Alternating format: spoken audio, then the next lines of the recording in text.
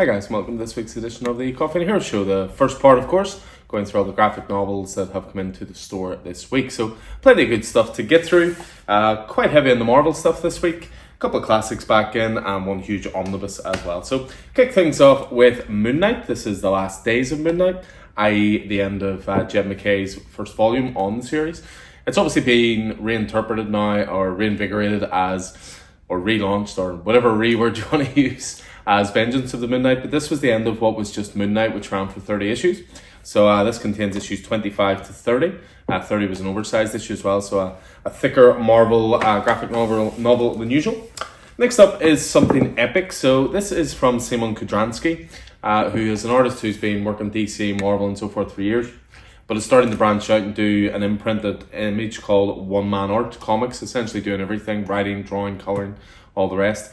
So he was the artist on A Town Called Terror with Steve Niles, and then he did one called Blood Commandment, which is 4 issues, but Something Epic seems to be his baby. This is his big one.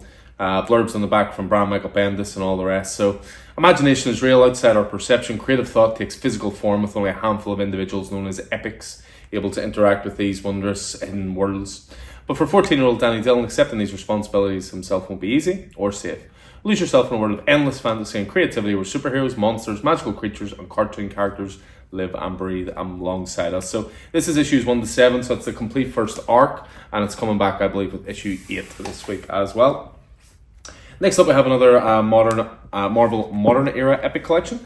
We're now going to 2004, and this is Astonishing X-Men, and it's the first sort of big story arc, which is Gifted. So this is when Joss Whedon took over X-Men.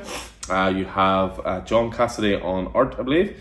And as I say, this covers issues from 2004 to 2005, and it's Astonishing X-Men 1 to 12. So Marvel are really pumping these modern era epic collections out, which is great because they're sort of in that middle ground where they're not old stories to be reprinted and they're not modern, like fully modern, like last 5 years. So there's a gap in the middle where a lot of those books are out of print and a little tricky to get.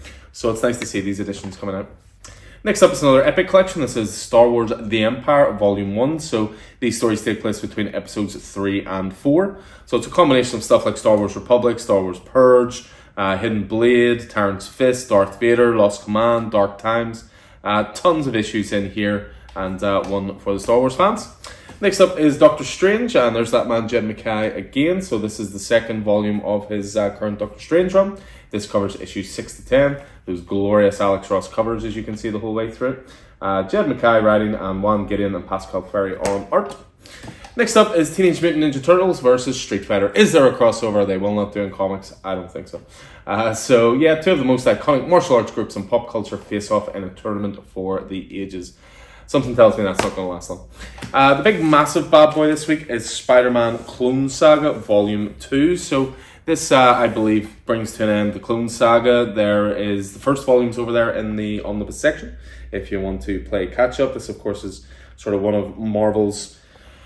It's a story that I think is getting a lot of love the more time goes on. I would imagine at the time it must have been a nightmare to try and collect and read because it was across Amazing Spider-Man, across Spider-Man. There was... what else have you had here? Super Special Spider-Man, Spectacular Spider-Man, Venom Super Special, New Warrior. Like, it's across so many titles. But as I say, I think time has been kind to Clone Saga, and a lot of people seem to really have reevaluated it and love it now. Next up is Miss Marvel, the New Mutant, and this is part of the X line, of course, because Kamala has been, found out to be a mutant rather than just a traditional superhero. But yeah, this was a 4-issue miniseries. It also includes All New Marvel Now .1, which I believe was first appearance. And it's co-written by Eamon Villani, who of course plays Miss Marvel on the TV show. Next up is Justice League, the New 52. No longer is the New 52 dirty words around these parts. I always extol the virtues of the New 52, tons of great stuff through it. But Justice League was their big blockbuster title right out of the gate. Jeff Johns writing, Jim Lee on art, dream team. So with this one, you're getting the first 17 issues, as well as issue 0, and you're also getting a couple of Aquaman issues. I believe there was a storyline, I think it was Throne of Atlantis off the top of my head, that went across Justice League and Aquaman, so it's good to see them including that so you can read it completely. But yeah, some of the art in this is just absolutely glorious. I mean, I remember getting this as it was coming out. I've spoke about it before. The New 52 got me into single issue collecting, so I have nothing but kind words to say about it, despite its uneven reputation. Next up is Carnage, and this is the more traditional Epic collection. This is going back to 1998, and it actually covers quite a long period, 1998 to 2005. It's Carnage Volume 3. It covers issues from Amazing Spider-Man, Peter Parker Spider-Man, Web Spinners, Venom vs. Carnage, Toxin, X-Men Spider-Man, and What If as well. Then we have Immortal Thor. So this, of course, is Al Ewing taking over Immortal Thor after the sort of Donny Cates, Thor and Grombeck run. Not using the Immortal tag lightly either. Immortal Hulk, of course, is his masterpiece. This has been every bit as good so far, I think. Again, glorious Alex Ross covers the whole way through. Alex, when are you going to come back to DC?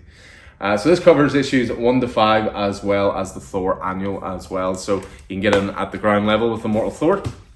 Next up is Swan Songs. This was a favourite book of mine last year. It's 6 issues from W. Maxwell Prince, who of course is well known for Ice Cream Man. But what this was is it was 6 individual stories, and the theme was basically everything ends. So one issue might be the end of a relationship, one issue might be the end of the world, one issue might be the end of a sentence. It's a very unique book, but what was cool as well was it was a different artist each issue. So you had Caspar Weingart in here, you had Martin Simmons, Felipe Andrade, Caitlin Yarsky, Alex Ekman-Lawn, and Martin Morazzo as well. So 6 issues in total, completely self-contained, very highly recommended. Speaking of 6-issue miniseries, we have Superboy, the Man of Tomorrow hitting trade, so from Henry Porter and Janoy Lindsay. This was the 6 issues for Superboy following the events of Dark Crisis on Infinite Earth. So Connor Kent is back in the DC universe. More X-Men stuff this week. So we have X-Men Red. This was going on for a good 18 issues, I think. Al Ewing as well. Yildiray Cinar on art. And this covers issues 14 to 18. We have Wolverine as well, up as far as Volume 7, Benjamin Percy's run. This is 37 to 40. This is the last arc just before we're getting into Sabretooth War, which I believe is going to be the swan song for Wolverine, and I'm sure there'll be a relaunch of some kind through this new era of X that's coming in. But no, Benjamin Percy's just, I think he's Marvel's most underrated. He's their secret weapon. Everything he does is great. Wolverine, Ghost Rider, great stuff. Back in stock again, Batman Year One. I feel like this is on every 3rd or 4th show because obviously undoubtedly one of those classic books we love to make sure we have on the shelves, and one of my personal favorite stories of all time. We finish off with the hardcover of Harley Quinn, subtitled Who Killed Harley Quinn? Stephanie Phillips continuing her run on Harley. This collects issues 22 to 27. The Quinn is dead, long live the Quinn. So there we go, Harley Quinn to finish off. So yeah, that's everything going out onto the shelves this week. Some into the back catalogue, some onto the new release shelves as well. So plenty to choose from as ever. I'll be doing, of course, a video later on to go through the single issues out this week, going on to the new release racks and into your pull lists and all the rest. So as ever, hope this proved useful, hope you enjoyed it, and I look forward to seeing you in store soon. So take it easy.